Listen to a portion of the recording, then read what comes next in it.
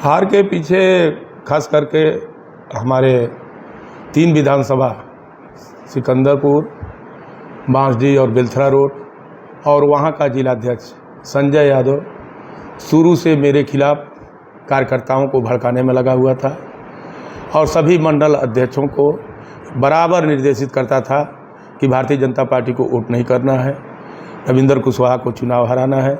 और इसी अभियान में शुरू से अंत तक लगा रहा। हमारे सलेमपुर में यहाँ पर प्रदेश सरकार की राज्य मंत्री है विजय लक्ष्मी गौतम, ये एक दिन भी प्रचार करने के लिए सलेमपुर में कहीं नहीं निकली और अपने लोगों को लगा करके सुनियोजित तरीके से मेरा विरोध कराया और विरोध करा के हर बूथ पर जहाँ पर उसके कुछ लोग हैं उन लोगों ने हराने का काम किया।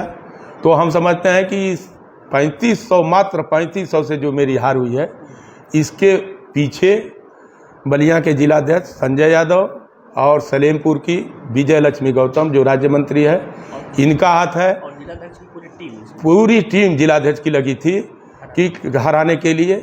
तो इस तरह से हम जब विश्लेषण करते हैं हम लोग देखते हैं कि शुरू से अंत तक जनता ने मेरा साथ दिया और भारतीय जनता पार्टी का जो सामान्य कार्यकर्ता है, हमारा जो बूथ अध्यक्ष है, हमारे जो नेता हैं, वो हर बूथों पर बहुत लड़ाई लड़े हैं और इनके भड़काने के बावजूद जिस तरीके से नेट टू नेट लड़ाई हुई है और अंतिम समय पर जा कर के हम 3500 से चुनाव हारे हैं।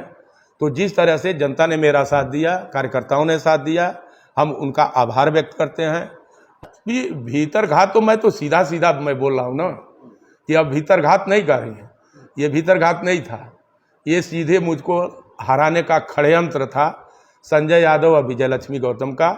ये दोनों पहले से ही मिले हुए थे और मिल करके ये सब षड्यंत्र करके और मुझको हराने में भूमिका थोड़ी सी किया है, लेकिन कार्यकर्ता हमारे साथ मजबूती के साथ खड़ा था, लोग भाजपा के लोग खड़े थे, इसलिए मामूली वोट से मैं चुनाव हारा हूं। अगल बगल आप देखिए बहुत ज़्यादा वोटों से लोग चुनाव हारे हैं। ये तो सही बात है कि भारतीय जनता पार्टी का कोई कैंडिडेट अगर चुनाव हारता है तो ये मोदी जी की भी हार है, योगी जी की हार है। उनको कमज़ोर करने के लिए ये साजिश रची गई। यहाँ से राजभर बिरादरी से सपा का कैंडिडेट था। स्वाभाविक रूप से जो राजनीतिक प्रक्रिया हम लोगों की है और जिस तरह से राजनीति प्रभावित होती है जातियों के गोलबंदी में, उस तक के बावजूद हर जाति का वोट हमको मिला है।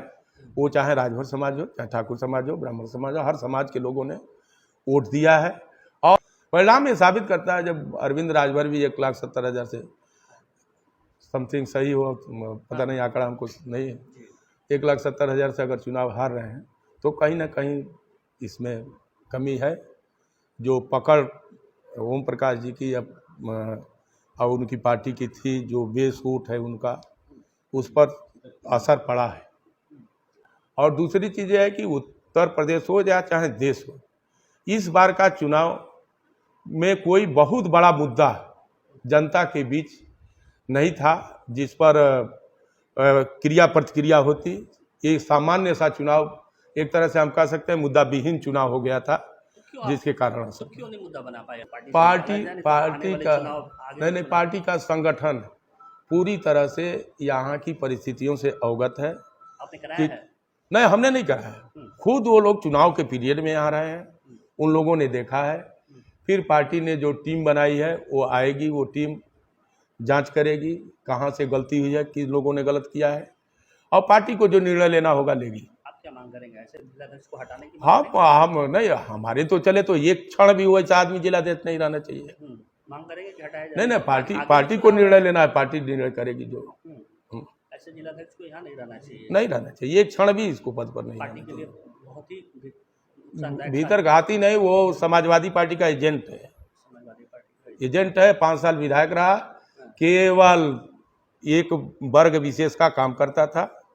जितने वहाँ ब्राह्मण हो, ठाकुर हो, चौहान हो, कुशवाहा हो, वर्मा हो, निषाद हो, ये सब लोगों को प्रताड़ित किया और केवल एक वर्ग विशेष के अपनी जाति के लोगों को बढ़ावा देने का काम करता था। समाजवादी पार्टी के लोगों के साथ मिलकर आज भी समाजवादी पार्टी के लोग ही उसके साथ रहते हैं, भारतीय जनता पार्टी कोई नहीं रहता है।